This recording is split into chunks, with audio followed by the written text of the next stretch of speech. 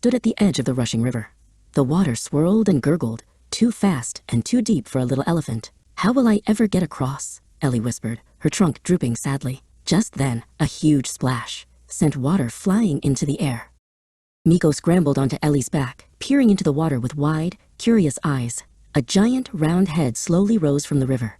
Two kind, wrinkly eyes blinked at them. It wasn't a monster. It was a giant river turtle. "Well, hello there, little ones," the turtle rumbled in a slow, gentle voice. "My name is Koko.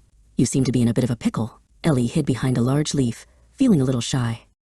Miko, who was never shy, chattered. "We are in a pickle. My friend Ellie is lost, and her herd is on the other side of this big, splashy river." Koko the turtle looked at Ellie with his wise old eyes. "Her herd, you say?" Koko rumbled. "I saw a group of elephants heading towards the mango grove just a little while ago. If you need to cross, I would be happy to give you a ride.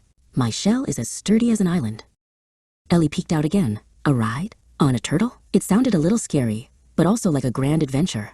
Miko hopped up and down. "A turtle ride? Oh, please, Ellie? It'll be fun." Koko swam closer until his big, flat shell was right next to the bank. "It's very safe," he said kindly. Taking a deep breath, Ellie put one foot, then another, onto Koko's back. It felt like solid ground. Miko scrambled up and sat right on Ellie's head. "All aboard the Turtle Express," he chirped. With a slow, powerful push, Koko swam into the current. The water rushed past them, but on Koko's shell, they were high and dry. Soon, they reached the other side. Ellie stepped onto the muddy bank, her heart full of gratitude. "Thank you, Koko. You saved us." Miko slid down and gave Koko's nose a friendly pat. "You're very welcome," Koko rumbled. "The mango grove is just past those tall bamboo trees. Good luck, little elephant." With a final friendly blink, Koko slipped back into the water. Ellie and Miko waved until he was gone, then turned towards the sound of a familiar rumbling song.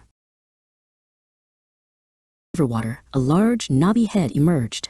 Two wise, golden eyes blinked slowly. It was Kaya, an old crocodile. Ellie stumbled backward, her heart thumping. "See, crocodile," she stammered, her small voice trembling. "Hush now, little one, there's no need for fear," Kaya said, her voice a low, rumbling sound like stones shifting at the bottom of the river. "I have seen many suns and moons from this water. I heard you are looking for your family."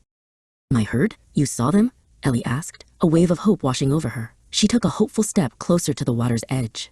"Indeed," Kaya rumbled. "They passed this morning, heading west toward the great fig tree. But the river is swift today, far too strong for a little one like you to swim." Ellie's trunk drooped. Just when she felt so close, another obstacle stood in her way.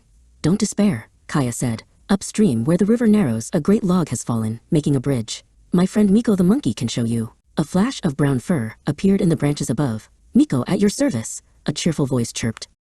"Thank you, Kaya," Ellie called out. Miko scrambled down the tree and led Ellie along the winding riverbank.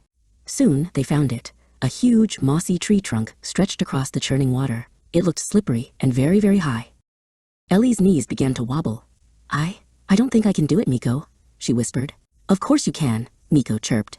"Courage isn't about not being scared. It's about being scared and doing it anyway. I'll go first. Just watch my feet and follow me." With the sureness of a seasoned acrobat, Miko scampered lightly across the log. When he reached the other side, he turned and waved his arms. "See? It's easy. Your turn, Ellie. You are brave enough." Ellie squeezed her eyes shut and took a deep breath. She pictured her mama's kind face. She remembered her mama telling her she was strong. Opening her eyes, she focused only on the log in front of her. She put one heavy foot on the wood, then another. The log felt strange beneath her feet. The river roared below. But Ellie didn't look down. She kept her eyes on Miko.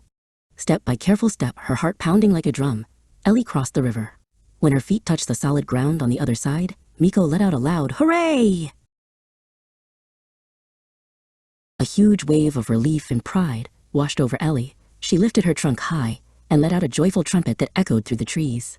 "I did it," she cried. "I was scared, but I was brave."